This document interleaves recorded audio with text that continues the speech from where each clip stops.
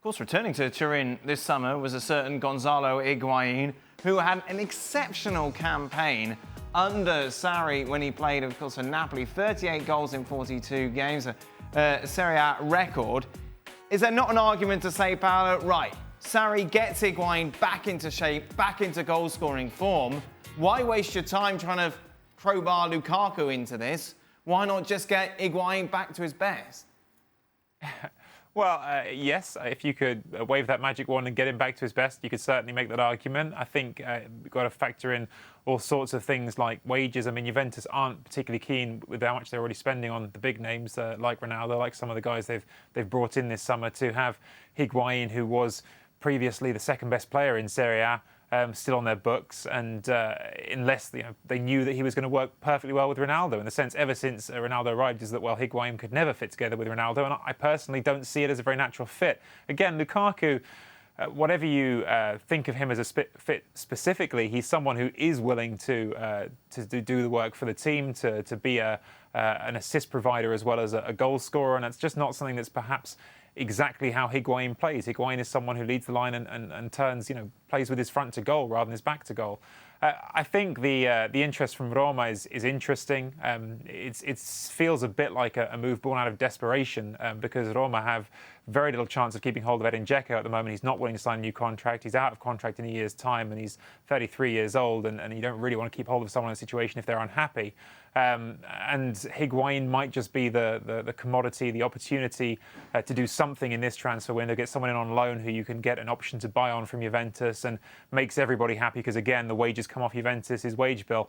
It's definitely an odd situation that he's in, and I don't necessarily think he's a good fit for Roma, by the way. I think it's just, again, a question of opportunity and availability. But yeah, I can't see him being at Juventus when this season starts. Again, the wages and the fact that he doesn't fit together with Ronaldo just doesn't work for me. So where does all this leave Icardi, Paolo?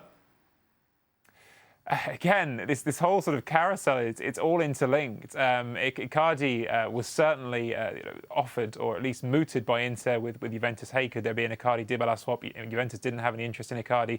And Icardi in general has not generated much interest anywhere, which I've said all summer. I find it fascinating. He is a brilliant goal scorer. He is someone who I believe will go somewhere and score a lot of goals for somebody. But you bring the baggage in with him. You know what you're getting in regards of Vonda and everything she's going to say on TV as well. So the sort of persistent link, the one that keeps coming up, is Napoli and Carlo Ancelotti being someone who's willing to take the chance on him. Roma have also been linked. At the moment, no one has made that decisive step forward, but I think either of those could be really fascinating landing spots for him, because in either of those teams, perhaps unlike Higuain, I could see him going to either of those teams and scoring a lot of goals. Could he be at Inter at the start of next season, Paolo?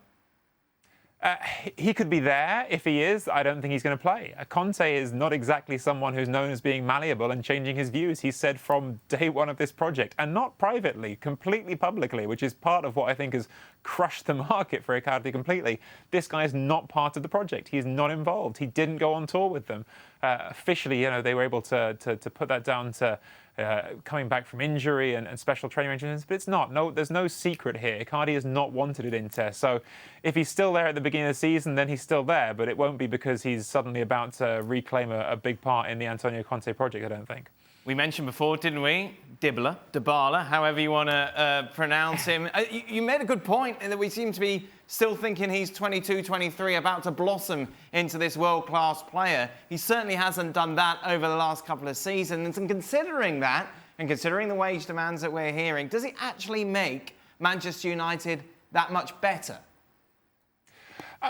Personally, this is what I'm saying about the Lukaku-Dybala deal. I think it can work for both of them because I don't think he's suddenly lost his talent. I mean, this is still a guy who has scored extraordinary goals and scored really important goals at times in the Champions League. You think against Tottenham and Barcelona. He's someone who has shown up in some huge matches before, but he just hasn't been able to, over the last two seasons, produce that consistently for Juventus. And certainly since Ronaldo arrived, he's really looked like someone who doesn't have a spot in that team. I think his technicality, his pace, his speed of thought could have served him really well in the Premier League. I think he could be a a fascinating fit in the league. Whether or not United are ready to make the most of him, well, internal stuff at the club that they have to work out. But hey, they're not making the most of Lukaku, so why not give a really talented player an opportunity in a different situation? I think there's always that potential for talented footballers to do something different if they're put somewhere different. So for me, yes, I think it would be a good signing for United, because why not? I think you've got the potential for something better than what you have. Where does he play?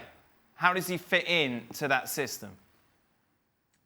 Well, he has played all over the attack. He's played as a deep-lying number 10, a trequartista. He's played as a second striker. He has played leading the line. Personally, I think he's looked most at home at Juventus when he's played in the slightly deeper-lying, again, second striker role. But if you go back to his time at Palermo, he was often leading the line and scoring very effectively. So I don't think he's someone who's only got one position that he can play. And again, he's a technically very, very able footballer, but he's also really quick. He's got acceleration. He's got that ability, if you want him playing with front to goal, to get in behind the defender. So I think I don't put him in one spot. I think he could be different things depending on how Solskjaer, if it was Solskjaer, wanted to use him.